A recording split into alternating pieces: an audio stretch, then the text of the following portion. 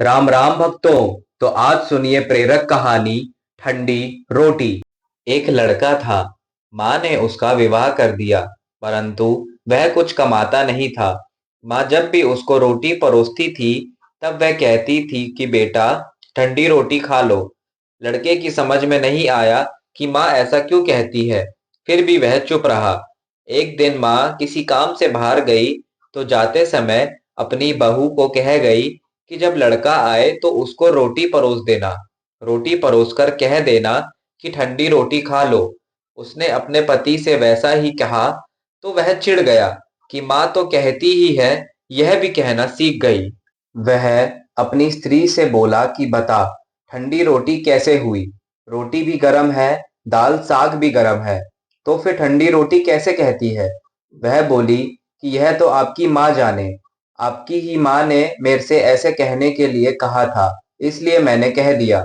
वह बोला कि मैं रोटी नहीं खाऊंगा, माँ तो कहती ही थी, तू भी सीख गई। माँ घर आई तो उसने बहू से पूछा कि क्या लड़के ने भोजन किया? वह बोली कि उन्होंने तो भोजन किया ही नहीं, उल्टा नाराज हो गए। माँ ने लड़के से पूछा तो वह बोला कि माँ, तू तो रोजाना कहती ही थी ठंडी रोटी खा ले, और मैं खा लेता था, सह लेता था। अब यह भी कहना सीख गई, रोटी तो गर्म होती है, तू बता कि रोटी ठंडी कैसे है? माँ ने पूछा कि ठंडी रोटी किसको कहते हैं?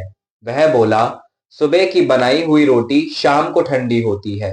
ऐसे ही एक दिन की बनाई हुई रोटी दूसरे दिन ठंडी होती है। बासी रोटी ठंडी और ताजी रोटी गर्म होती है। माँ ने कहा, बेटा, अब तू विचार करके देख, तेरे बाप की कमाई है, वह ठंडी बासी रोटी है। गरम ताजी रोटी तो तब होगी जब तू खुद कमा कर लाएगा।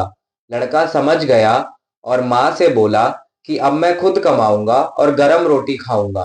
इस कहानी से यह शिक्षा मिलती है कि विवाह होने के बाद ठंडी रोटी नहीं खानी चाहिए, अपनी कमाई की रोटी खानी चाहिए। जब भगवान राम वनवास में गए, तब रावण सीता जी को ले गया। किसी भी रामायण में यह सुनने में नहीं आया कि राम जी ने भरत को समाचार दिया हो कि रावण मेरी स्त्री को ले गया, तुम मेरी सहायता करो।